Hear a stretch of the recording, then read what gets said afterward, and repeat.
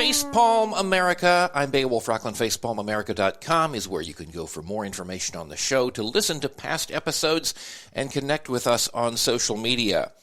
Well, the phrase of the day that popped into my mind is, Ron is gone. And to explain that phrase, we have, as we do each week, John Rothmann. He is the host of Around the Political World with John Rothmann. John, welcome. Ron is gone. What does that mean?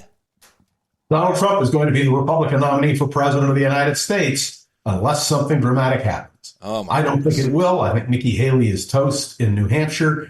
And I think if she doesn't call it quits, then she will a month later after South Carolina, where she will lose to Trump overwhelmingly. So this is a Trump romp, if you will. And that's the simple reality. It's so interesting to me that Ron DeSantis, after being touted for so many months throughout last summer and throughout last fall as the anti-Trump and a serious contender, didn't even make it to New Hampshire. That is... Listen, the same thing happened to George Romney.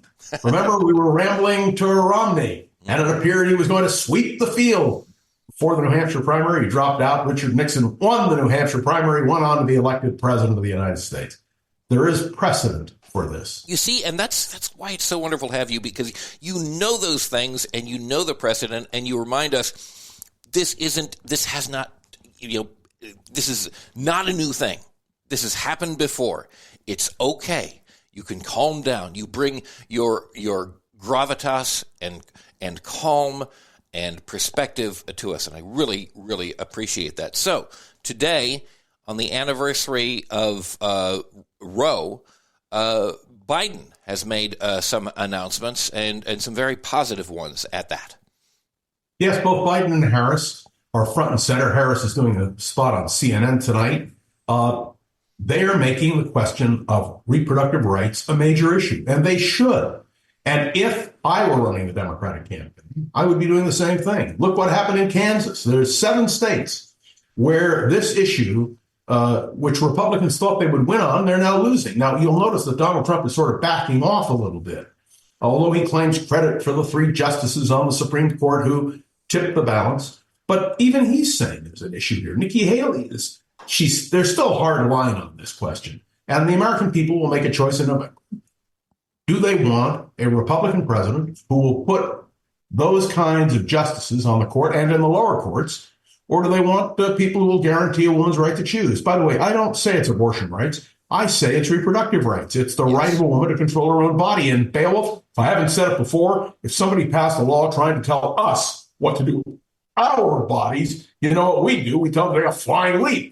Yes. And it is a strong hand that Biden has here. And I'm so glad that he is finally engaging and finally playing it and taking some regulatory action to do what he can within the scope of his current power to expand reproductive rights and expand access to contraception. And the timing is good. Remember, this campaign is now joined. If I were in charge of the Democratic campaign preparation, I'd be banking on Donald Trump. I'd be putting all my eggs in the Donald Trump basket. I'd be rolling out all the media we need to do now in order to defeat him. Yeah. And, no matter what the Republicans try to smear Donald Trump with, or rather Joe Biden with, they've got a problem. Look what's happening now with Hunter. He's going to testify on his terms. Yes. And so he's got to go behind closed doors. But the Republicans have failed on every level. So let me explain. The nomination of Donald Trump makes complete sense to me. What the Republicans are saying is, we stick with Trump. You have a choice. And Trump is different than Biden. And Biden is thrilled, I think. There's nobody he'd rather run against than Donald Trump, because he can make the case against Trump. So in a sense, the dreams of Democrats and Republicans have been fulfilled. The Republicans want to take on Joe Biden, and the Democrats want to take on the whole question of Donald Trump. And they are going to have their wish. Now, is it what the American people want in terms of a choice for president? Beowulf, if I hadn't pointed out before, this may be the last election when I am younger than both candidates for president of the United States. It leaves me with great hope for 2028, when I may, in fact, announce my candidacy. Now, let me take that as an opportunity to bring up the question of age and cogency and mental stability. Yours, sir, is unquestioned. But Biden's has been questioned, and I think it is interesting that Nikki Haley, although you say, and I agree, that she does not stand a chance against Donald Trump, has rightly pointed out that Donald Trump has had an increasing number of strange confusions and mental difficulties. I hate to interrupt you. What did you say your name was, and what is the name of this program? Can you please explain to me the difference between Nikki Haley and Nancy Pelosi? I mean, really? I'm laughing about it, but it's a sad commentary. Yes. And I want you to understand, people make mistakes as they get older. There's no question about it. But the mistake that Donald Trump made was so egregious, and frankly, the mistakes that Joe Biden has made are equally egregious. So what are we stuck with? Well, we're going to have two guys, 80 years old, essentially, although Donald Trump pointed out he's 3 years younger. But the simple truth is that's what we have. And Beowulf, it means there is hope for us as we age. Yes, absolutely. And, I would far sooner trust someone who taught college classes and did a podcast 5+ days a week around the political world with John Rothmann than I would, frankly, either of the other two apparent major options in terms of their mental coherence. So I am with you on that, and I think that would be a very strong running point in 2028, sir. So, well, it's going to be interesting to see what happens this year, 2024. Hard to believe when I say this year. How the American people are going to choose. And remember the old expression, the American people don't vote for, they vote against. And I think what you're going to see are massive turnouts in November, if it is Biden and what's his name? I can't remember. I'm sorry. I just can't resist. But at least you're chuckling. But may I point something out? Somebody asked me a question, which I'm going to address in the class I'm teaching today at the Fromm Institute. What happens if the nomination, I want to say this at Fromm, what happens if Trump is the nominee and something happens to him before the convention, but he has all the delegates locked up? It would mean that we have an open convention. Can you imagine? We haven't had an open convention in this country since 1952, when Adlai Stevenson won the nomination on the third ballot. I mean, this is one of the most interesting things. And what happens, somebody asked me, if between the election and the inauguration, the president dies? Well, the answer is the vice president-elect or the vice president should theoretically become the nominee. But in fact, it is the decision of the national committees of the two parties. So there are a lot of dynamics to play out in this campaign. Not that I'm predicting anything, but do you know how exciting it would be if we had an open convention where nobody knew? I mean, I would be thrilled. Yes. Those thrilling days of yesteryear. I've seen all the old films and the old tapes with all the nominating speeches and the parades with signs on the convention floor. I would much be. Don't forget, at Republican conventions, you actually had a live elephant or two. I didn't know that. And I always remember at the 48 convention, Sam Rayburn was presiding, yes. Speaker Rayburn. He had a bald head, and they unloosed pigeons for some reason, and a pigeon landed on his head, and pigeon poop was everywhere. I mean, how can you not want to reclaim those blessed days? Here.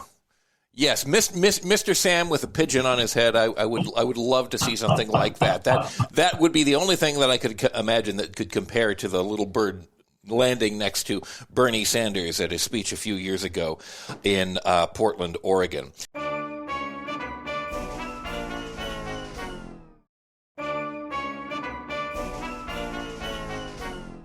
Let me bring up another topic, because I was very fortunate to be able to talk this weekend.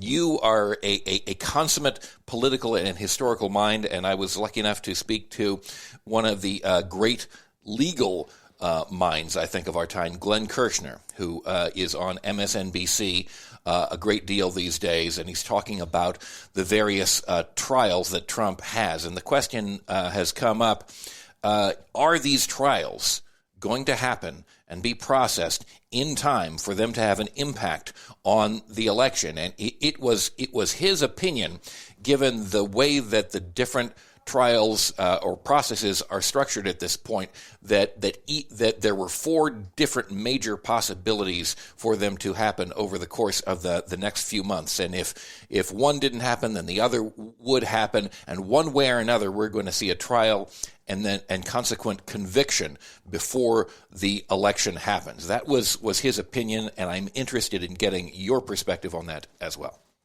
There should be a trial before the election. Donald Trump is trying to postpone any legal action because it's in his interest. But the American people are entitled to know whether or not their former president committed a crime. And I think, therefore, it's imperative. Now, one of the other things that hit me was Donald Trump's claim this week of absolute immunity as president of the United States. And I want to be clear, that is absolutely ridiculous. No one in this country should be above the law. And so there are a lot of spinning wheels here, and that's why somebody asked me, in fact, I was thinking about it in terms of my class, where every week I'm giving you this update until the end of the primaries. Well, assuming everything's over, what am I going to talk about? Well, unfortunately, the legal troubles of Donald Trump will be critical. Question of whether or not you would vote for a person for president who is convicted of a crime. But I hope these matters are settled. And I think if it is allowed to be postponed, it will be a disservice to the American people. Yeah, even if we have the election take place and Donald Trump does not become president, it's hard to remember in such unique times, to say the least, that we will still, one way or another, likely be having a former president of the United States involved in multiple trials moving forward past the election day. So whether even if Biden wins, you and I are still going to be having an awful lot of interesting conversations about what happens to Trump one way or another. And do you understand how unprecedented this is? Do you understand? And I hope the American people understand. In fact, this morning on my podcast, I quoted Alf Landon back in 1936 as saying that this was the most dramatic election in our history, that the Constitution is on trial. And I believe, of course, it's hyperbolic, but something that happens in every campaign. But I do believe this campaign really is unique. We've never had this kind of historical situation before, and it should cause grave distress. And the fact that Republicans dismiss the whole legal process, and that we have a president who is demanding immunity, a former president demanding immunity for everything he did when he was president, is just unheard of. Having worked for Richard Nixon, I can tell you, if Nixon had been granted that kind of immunity, he would have served out his term of office. Yeah. Nobody would have known what happened. Look, over such a short, I suppose it's not a short period of time, but it's amazing how quickly, in terms of the political structure, how things have so dramatically changed in terms of the standards. Because what Nixon was accused of, as bad as it was, really just completely pales in comparison to the many, many, many things of which Donald Trump has been accused. What Donald Trump has done is worse than Watergate, or even the cumulative things that happened. Yeah. But nobody really gets it. Now, I don't know whether it's because of short memories. I don't know whether it's because the people who believe in Donald Trump really are, in a sense, involved in a cult because they can't differentiate. I don't know if the American electorate has changed so much. But may I tell you, I've been involved in every American presidential election directly since 1960, one way or the other. Even when I was a kid, I was there. I was interested. I wanted to know what was going on. I think this is the most disgraceful moment in terms of understanding the way in which American politics works. There should be no question that all Americans should be concerned. So I don't know whether the trials will take place. But certainly the tribulations of Donald Trump and the American people will be manifest in the next few months. Absolutely. And I'd like to give a sense of the stakes here, because, again, today is the anniversary of the original Roe decision. And we are now, because of the Dobbs decision, in a post-Roe world, which means that